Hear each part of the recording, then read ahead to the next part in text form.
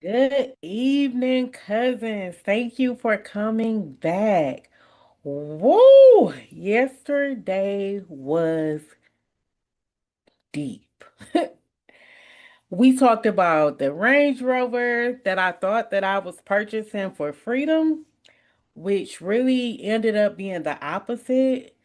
We talked about me being stuck in the parking lots. We talked about the suspension of my agency. We talked about the blue couch and the realization that success had stopped feeling like freedom for me. But if I'm being honest, there is a part that I left out, okay, that I want to talk about tonight. And it's the part about the fact that none of these things that I've been sharing with you happened overnight. It was like a pile up of little small things, you know? Looking back now, I noticed how those small things, those hundreds of small things piled up and got heavier and heavier and heavier. But then it just looked like something small. Little things I kept telling myself, I'll fix tomorrow.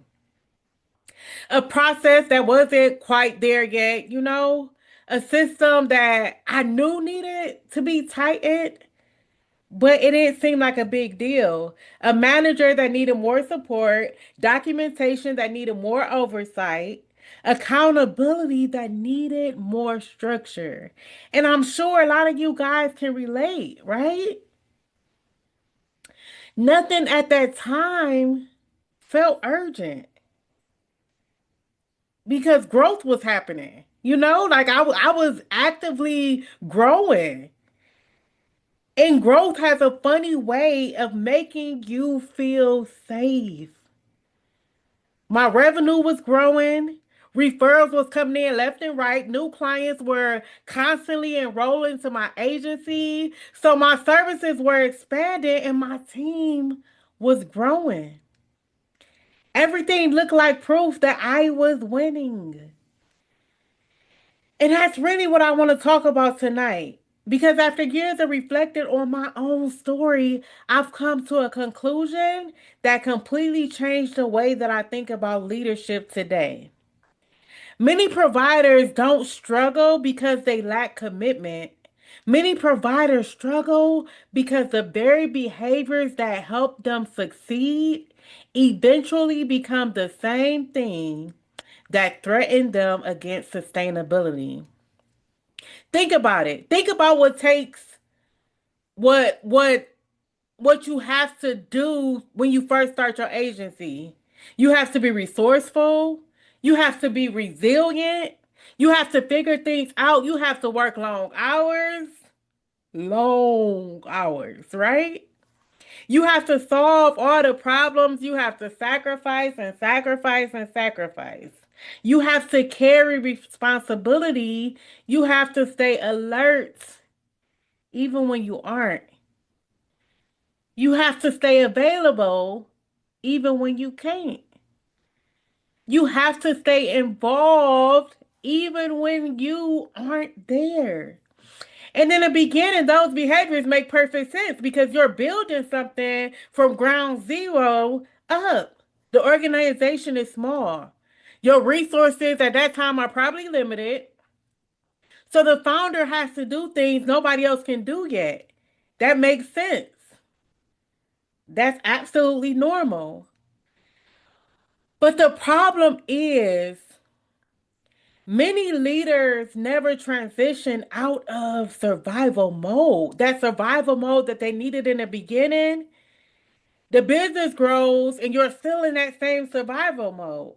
The staff grows and you're still in survival mode. The services grow while you're in survival mode. The complexity grows while you are in survival mode. But the survival mode leadership style stays the same. Even after all that has grown, you still use that same survival mode leadership that you had attained during the time that you were growing. And that's what I want to talk about. Tonight, I want you to meet somebody, okay? So, day one, I introduced you to Frantic, that looked a lot like yourself, I'm sure. But tonight, I want you to meet Successful. Yeah. Successful isn't worried, okay? Successful is growing. Successful has referral after referral after referral. Successful has revenue. Successful has staff. Successful has a long waiting list, cousin. You hear me? Successful has more opportunity than capacity. And because everything looks good, successful assumes everything must be good. But here's the problem: growth changes the conditions required for implementation. Imagine you have a residential home, right? You have one. And you know every staff member, you know every client in that home, you know every issue, you know every family. Then you add on another location, then another.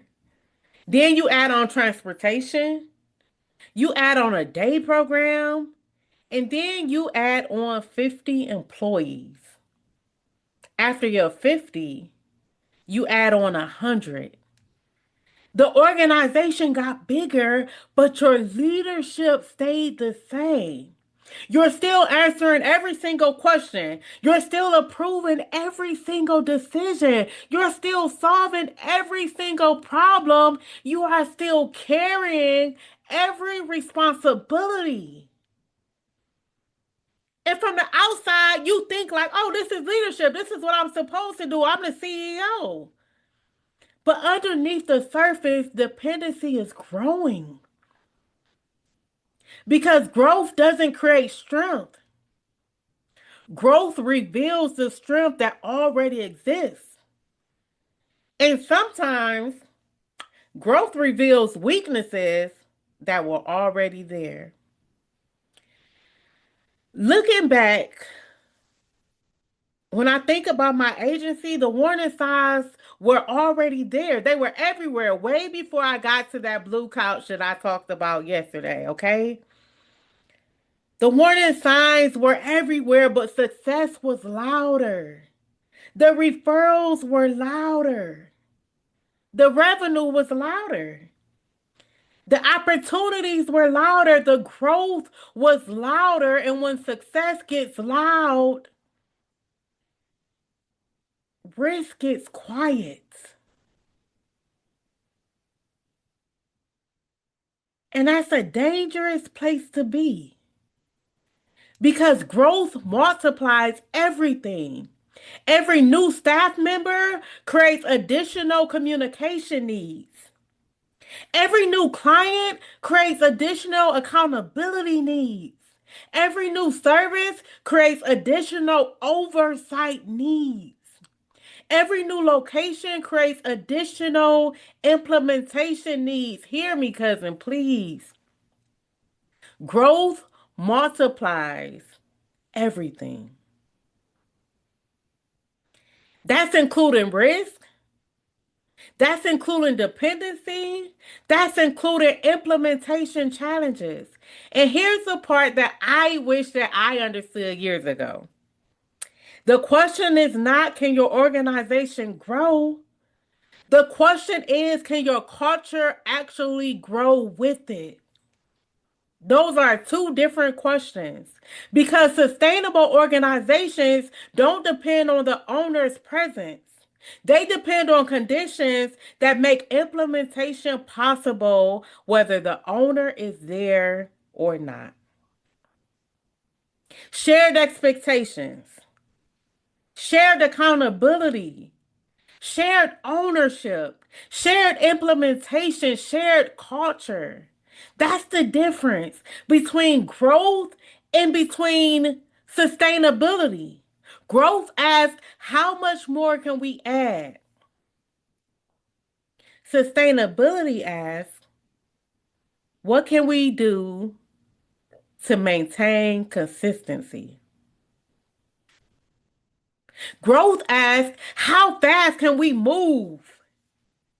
Sustainability asks, what happens after we arrive?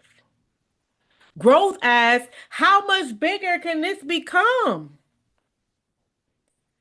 Sustainability asks, can this survive success? At my agency, my clients loved us. Families loved us. Many of my clients had been there since I had opened. Families stayed with us even through the suspension. So demand wasn't the problem. Growth wasn't the problem. I told you guys I was on my way to 3.5 million when the agency closed. Karen wasn't the problem.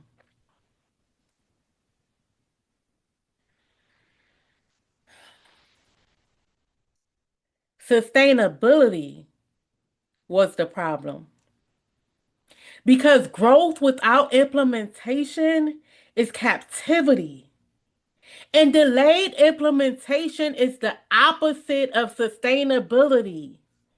After losing my agency, I actually feel like I became obsessed with one question. What would have happened if I got warned sooner? What would have shown me the risk while everything still looks successful? What would have shown me the difference between growth and sustainability? That's why I decided to create this provider risk assessment. Because revenue does not tell you if you're sustainable. Hear me, please. Staff growth does not mean that you're sustainable. Client growth doesn't mean that you are sustainable. Growth can create this false sense of security.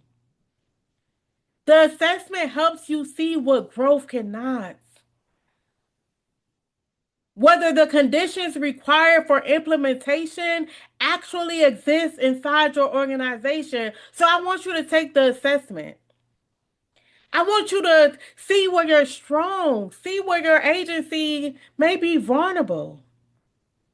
And most importantly, I want you to see what you've built can actually survive success. Because, cousin, I promise you, growth isn't proof that you are safe. Revenue isn't proof that you are safe. Referrals aren't proof that you are safe, and demand is not proof. The real question isn't can my organization grow? The real question is if I keep growing, will what I built survive? And tomorrow night, we're going to answer the question every provider actually wants answered. What does freedom really look like? And when I talk about freedom, I'm not talking about freedom from responsibility. Of course, you're gonna have responsibility at your agency. So I'm not referring to that. I'm not referring to freedom from leadership. I'm talking about freedom from carrying everything alone. You don't have to carry everything alone. So I want you to think about that. Go ahead and take your assessment, cousin. And I'll see you tomorrow. Have a good night.